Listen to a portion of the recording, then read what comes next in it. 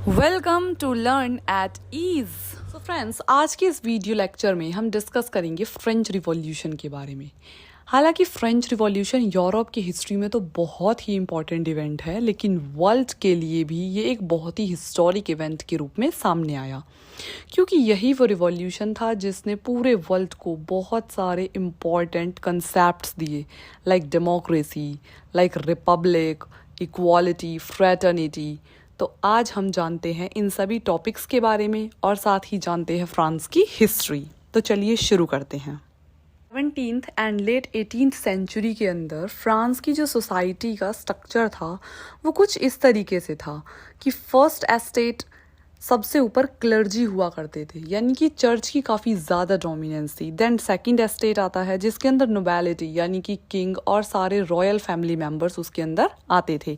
और third estate में जो भी कॉमनर्स हैं, like businessman, merchant, court officials, lawyers, peasants, सभी लोग उसके अंदर इंक्लूडेड थे। तो सबसे ज़्यादा जिनका डोमिनेंस चलता था वो फर्स्ट एस्टेट और सेकेंड एस्टेट के लोग थे। तीनों ही एस्टेट में जो टैक्स दिया जाता था वो केवल थर्ड एस्टेट के लोगों के द्वारा दिया जाता था, और बस यही मेन प्रॉब्लम बनी थी जिसकी वजह से लोगों को रिवॉल्यूशन करना पड़ा। तो चलिए स्टोरी स्टार्ट करते हैं।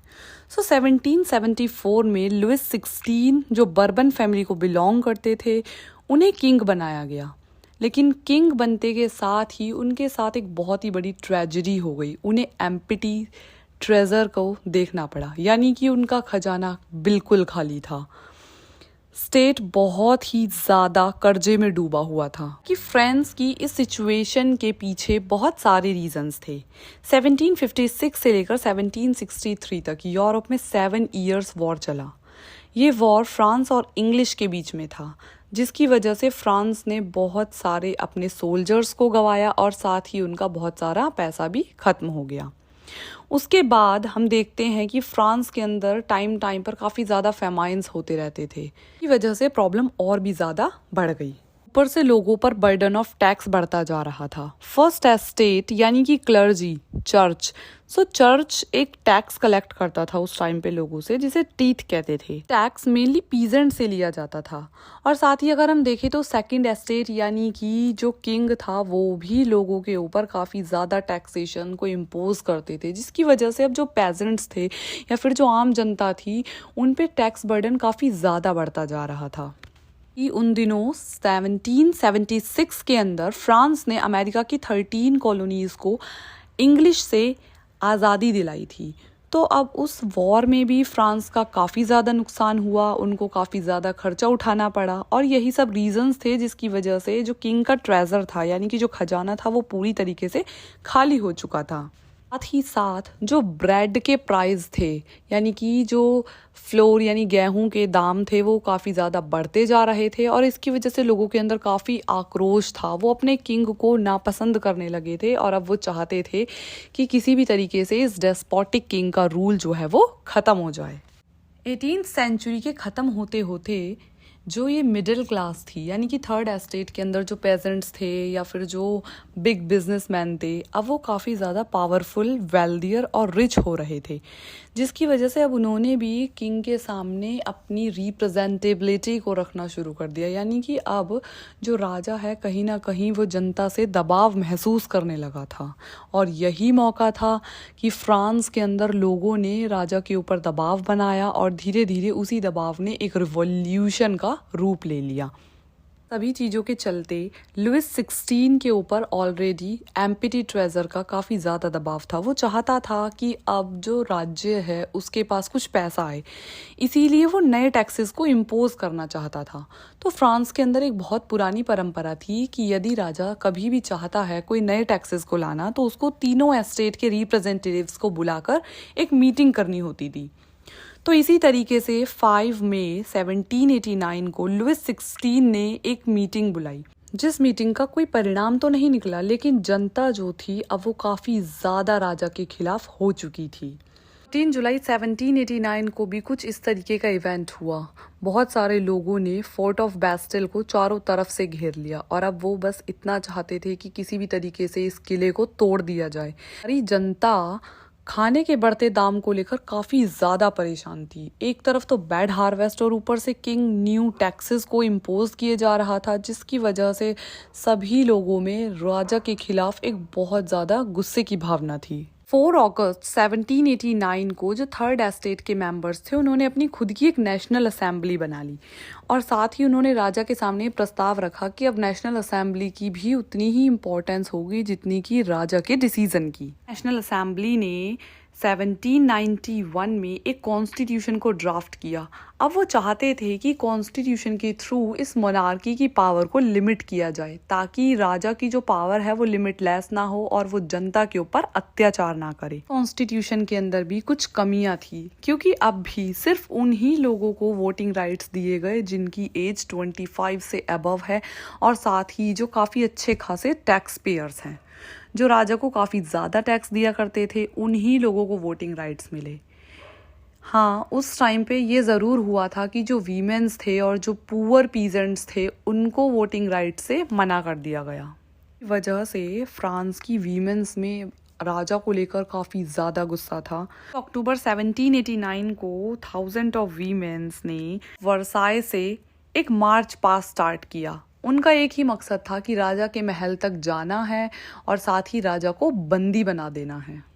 चीज़ों के चलते फ्रांस में हालत काफ़ी ज़्यादा ख़राब होती जा रही थी और फिर एक दिन 21 सितंबर 1792 को मोनार्की को अबॉलिश कर दिया गया, यानी कि आज के बाद फ्रांस एक रिपब्लिक कंट्री कहलाया जाएगा, जहाँ पे जो हेड ऑफ द स्टेट होगा वो एक इलेक्टेड मेंबर होगा, ना कि कोई राजा। और उसके कुछ ही दिनों बाद 21 जनवरी 1793 को जनता ने मृत्यु दंड दे दिया और इसी के साथ फ्रांस के अंदर मोनार्की ख़त्म हो गई। अब फ्रांस के अंदर मोनार्की तो ख़त्म हो गई, लेकिन अब क्या था, वहाँ पे बहुत सारे पॉलिटिकल ग्रुप्स बन गए जिन्हें क्लब्स कहा जाता था। उसी में से एक बहुत ही फेमस क्लब था जैकोबियन क्लब।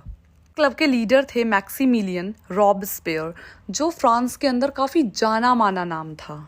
उन्हें फ्रांस के अंदर तकरीबन 1 साल तक रूल किया, लेकिन इनके शासन को रीन ऑफ टेरर कहा जाता है। इनके शासन को रीन ऑफ टेरर क्यों कहा जाता है? क्योंकि ये काफ़ी ज़्यादा पनिशमेंट्स में बिलीव रखते थे। वो सभी लोग जो रिपब्लिकन गवर्नमेंट के खिलाफ थे, जो चाहते थे कि वापस से राजा का शासन आ जाए, उन सभी लोगों को रॉबस्पियर ढूंढ ढूंढ कर मार देते थे। ये कारण था जिसकी वजह से आगे चलकर रॉबस्पियर के खुद के सपोर्टर्स भी इन्हें पसंद करना बंद कर देंगे और जनता के बीच इनको लेकर भी काफ़ी ज़्यादा बातें होने लगी। और अब इन्हीं सब चीज़ों को लेकर जुलाई 1794 में रॉबस्पियर को अरेस्ट कर लिया गया और साथ ही उन्हें चौराहे पे गुलेटिन कर दिया गया। गुलेटिन एक प्रोसेस थी जिसके थ्रू किसी भी आदमी के सर को धड़ से अलग कर दिया जाता था। साथ ही फ्रांस के अंदर रॉबस्पियर का जो रूल था वो ख़त्म हो गया। हालांकि रॉबस्पियर ने बहुत सारे अच्छे कदम भी उठाए थे, जैसे कि उस टाइम पर स्लेव ट्रेड का काफ़ी कल्चर हुआ करता था पूरे यूरोप में। उस टाइम पे जो स्लेव ट्रेड चलता था उसे ट्रायंगुलर स्लेव ट्रेड कहते थे, जिसके अंदर यूरोप के कुछ मर्चेंट्स अफ्रीका जाकर वहाँ पर स्लेव्स को लाते थे और उन स्लेव्स से अमेरिका के अंदर जो खेती होती थी वहाँ पे काम करवाया जाता था। अमेरिका के अंदर टोबैको, इंडिगो, शुगर, कॉफ़ी, ये सभी चीज़ें उगाई जाती थी। यूरोप के लोग इतने सेंसिटिव थे कि अगर वो वहाँ पे काम करते तो जिसकी वजह से उनकी मृत्यु हो जाती थी, तो इसीलिए वो डायरेक्ट वहाँ जाके काम करने के बजाय अफ्रीका से स्लेव्स को ले लिया करते थे और उनके ऊपर बहुत ज़्यादा अत्याचार करते थे। और अमेरिका से जो भी कमोडिटी को प्रोड्यूस किया जाता था उसे बाय शिप यूरोप ले जाया जाता था। इसी स्लेव ट्रेड को, जो ट्रायंगुलर रूप से चल रहा था, रॉबस्पियर की गवर्नमेंट ने कंप्लीट एबॉलिश किया। ही रॉबस्पियर वीमेंस के राइट्स की भी बात किया करते थे। रॉबस्पियर का रूल ख़त्म होने के बाद फ्रांस के अंदर एक बहुत ही पावरफुल डेस्पोटिक रूलर को हम देखते हैं जिसका नाम था नेपोलियन बोनापार्ट। हालांकि नेपोलियन बोनापार्ट कभी भी मोनार्की को नहीं पसंद करते थे और साथ ही उन्होंने बहुत सारे आसपास के देशों के साथ इसीलिए युद्ध लड़ा ताकि वहाँ पे मोनार्की को ख़त्म किया जा सके। लेकिन साल 1804 में नेपोलियन बोनापार्ट खुद ही गद्दी पर जाकर बैठ गए और राजा की तरह शासन करने लगे। नेपोलियन बोनापार्ट का शासन फ्रांस के अंदर करीब 10 से 15 साल चला, जिसके अंदर उन्होंने बहुत सारे अग्रेसिव मेजर्स किए, जैसे कि फ्रांस के अंदर नेपोलियन बोनापार्ट ने प्रोटेक्शन ऑफ प्राइवेट प्रॉपर्टी का जो लॉ था उसको इंट्रोड्यूस किया। साथ ही उन्होंने uniform system of weight and measures को भी इंट्रोड्यूस किया। इन सभी मेजर्स को इंट्रोड्यूस करने के पीछे नेपोलियन बोनापार्ट की ये मंशा थी। वो चाहते थे कि फ्रांस को और भी ज़्यादा मॉडर्नाइज किया जा सके, और इसीलिए आज भी लोग नेपोलियन बोनापार्ट को as a moderniser of Europe के नाम से जानते हैं। It was all about the French Revolution that has happened in the year 1789. हाँ, फ्रांस में जो रिवॉल्यूशन हुआ था उसने वर्ल्ड को बहुत सारे ऐसे टर्म्स दिए जिसको आज इंडियन कॉन्स्टिट्यूशन में भी बहुत इम्पॉर्टेंट प्लेस मिला हुआ है, जैसे कि equality, fraternity, liberty, democracy, republic. So ये जो सारे वर्ड्स थे, पहली बार दुनिया को इन सभी का पाठ पढ़ाया था फ्रेंच रिवॉल्यूशन ने। आज के वीडियो में बस इतना ही। If you have gained some knowledge from this video, then please do subscribe it, like it and share it with your friends.